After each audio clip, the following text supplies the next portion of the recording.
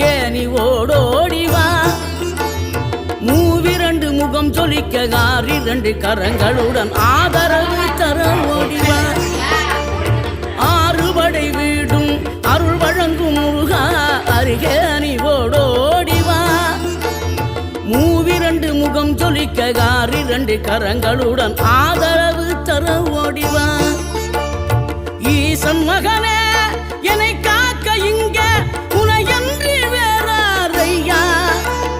நெஞ்சார நான் நினைக்க பஞ்சாமிர்தம் கொடுக்கும் ஒரு தெய்வம்